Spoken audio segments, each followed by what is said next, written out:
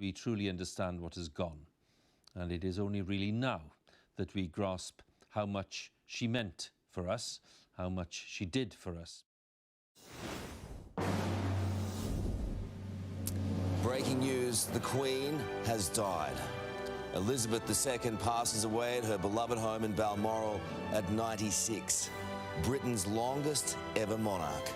A life devoted to public duty, a 70-year reign defined by service, working right to the end, meeting her 15th Prime Minister just days ago.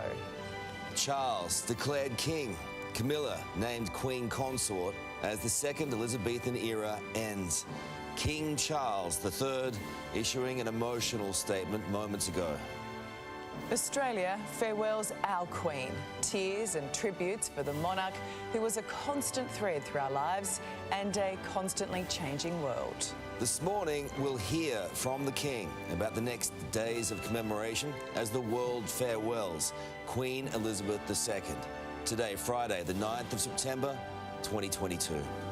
That my whole life, whether it be long or short, shall be devoted to your service. I did but see her passing by, and yet I love her till I die. Better days will return. We will meet again. Live across Australia, this is a special edition of Today. The death of Queen Elizabeth II, with Karl Stefanovic and Allison Langdon. It all makes you a bit sad, doesn't it? Watching all that. Does. Good morning across Australia. Welcome to this special edition of Today. And we're bringing you the sad news this morning that the Queen, the longest-serving British monarch, has died aged 96. Buckingham Palace confirming the news a short time ago, and a statement read, "The Queen died peacefully at Balmoral. The King and the Queen Consort will remain at Balmoral and will return to London tomorrow." Her family rushed to her side, including her 4 children. And in the last half an hour, a statement from the new King, Charles III. He says, "The death of my beloved mother, Her Majesty the Queen, is a moment of great sadness for me and all members of my family. We mourn profoundly the passing of a cherished sovereign and a much-loved mother. I know her loss will be deeply felt throughout the country, the realms and the Commonwealth, and by countless people around the world. During this period of mourning and change, my family and I will be comforted and sustained by our knowledge of the respect and deep affection in which the Queen was so widely held." And this is a live shot of Balmoral as we go to air, where the royal family is gathered. And as we know, it was only on Tuesday that we saw the Queen greeting the new British Prime Minister, Liz Truss, at Balmoral. Barely 3 days later, we are mourning the loss of an exceptional woman who lived an extraordinary life of service.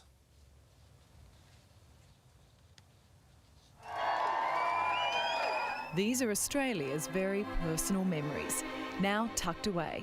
Moments we will never see again. Of the Queen as we got to know her, here on our own soil. Memories that stretch back over 16 visits to Australia.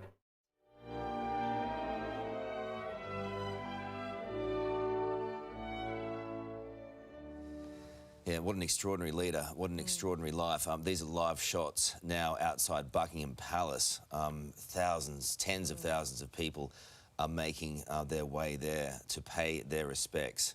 It is what, quarter to 8, around quarter to 8 London time right now. You can imagine that those crowds will only swell to larger numbers over the coming hours as people mourn the loss of Queen Elizabeth. It was a little over an hour ago that the traditional announcement was placed on the palace gates, which was just before 4 a.m. our time that happened, which is all part of the tradition of what happens when the monarch passes. But by that point, there were already many, many people outside the gates because we knew from Queen Elizabeth's doctors that she had taken a turn and the family had made their way to Balmoral.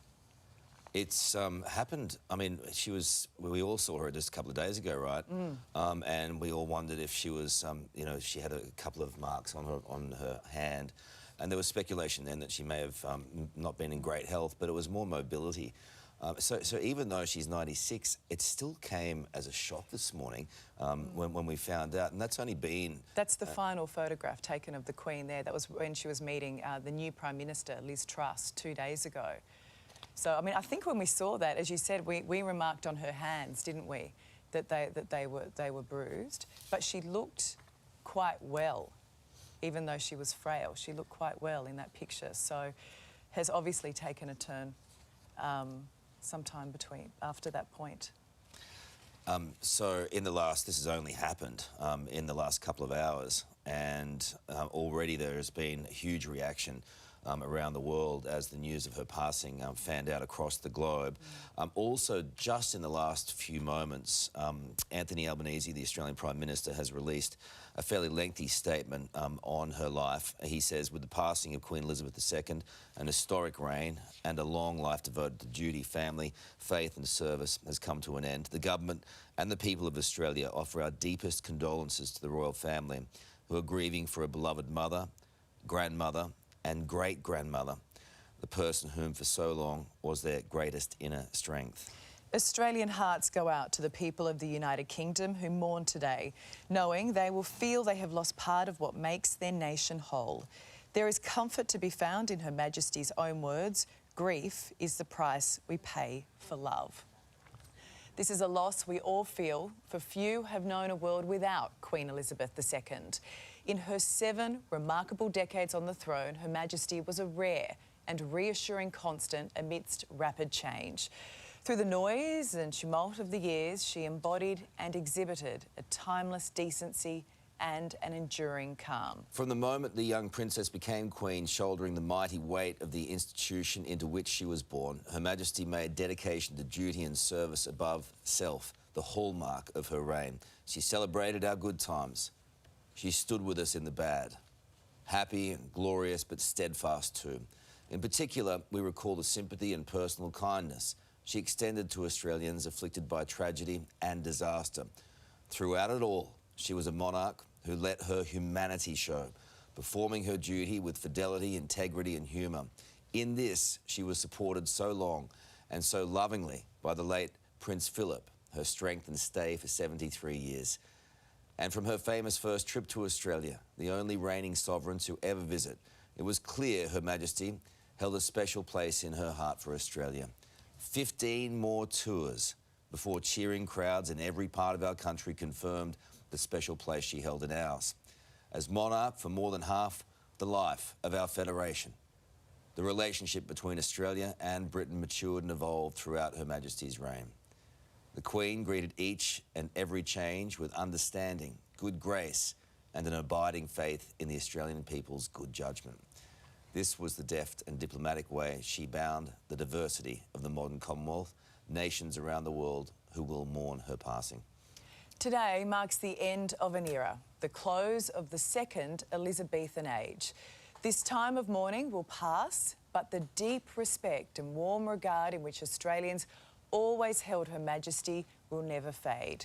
May she rest in eternal peace. That the statement released in the past few moments by our Prime Minister, Anthony Albanese. Those shots outside Buckingham Palace, I mean, they're just incredible, this support now that is growing there. This woman was loved, and it will be shown in the coming hours, the coming days, the coming weeks. A man who did love her too, Dickie Arbiter, worked with her as the Queen's press secretary from 1988 to 2000. And he joins us now live from London. Dickie, I know it is a difficult day for everyone in the UK and around the world, and for you personally, you're very close. It is difficult, but one's got to be pragmatic. The Queen was incredibly pragmatic. And it's interesting, isn't it? Prince Philip died on the 9th of April 2021. The Queen died today, the 9th of September 2022, 17 months later. I don't think she ever really recovered from the loss of Prince Philip. He was her liege man for 73 years.